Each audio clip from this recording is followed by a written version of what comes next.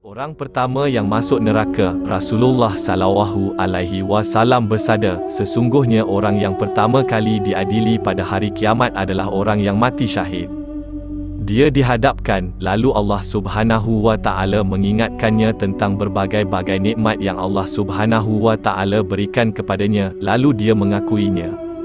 Kemudian Allah Subhanahu wa Ta'ala bertanya, apakah yang telah kamu lakukan dengan nikmat-nikmat ini? Dia menjawab, aku telah berperang kerana engkau sehingga aku mati syahid. Allah Subhanahu wa Ta'ala berkata, engkau berbohong, kamu berjuang sehingga nama kamu disebut sebagai seorang yang berani, dan ternyata anda telah disebut. Kemudian orang itu diperintahkan supaya diseret mukanya hingga dicampakkan ke dalam neraka. Seterusnya orang yang belajar ilmu, mengajarkannya, dan membaca Al-Quran. Dia dihadapkan, lalu Allah Subhanahu wa Ta'ala mengingatkannya tentang berbagai-bagai nikmat yang Allah Subhanahu wa Ta'ala berikan kepadanya, lalu dia mengakuinya.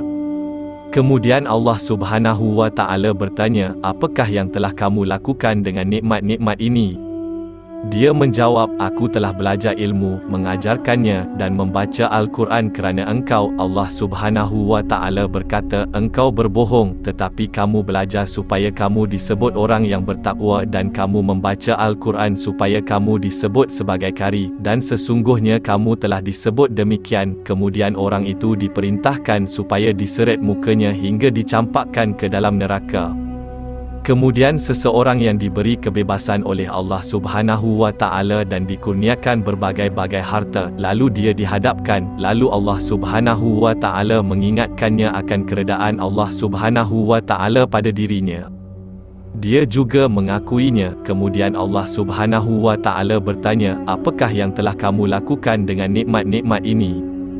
Dia menjawab, aku tidak pernah mensia-siakan peluang yang engkau buka, tetapi aku pasti akan memberikannya kepadamu kerana engkau. Allah Subhanahu wa Ta'ala berkata, engkau berbohong, tetapi anda melakukan ini supaya anda dipanggil dermawan, dan hakikat bahawa kamu telah disebut. Kemudian orang itu diperintahkan supaya diseret mukanya hingga dicampakkan ke dalam neraka.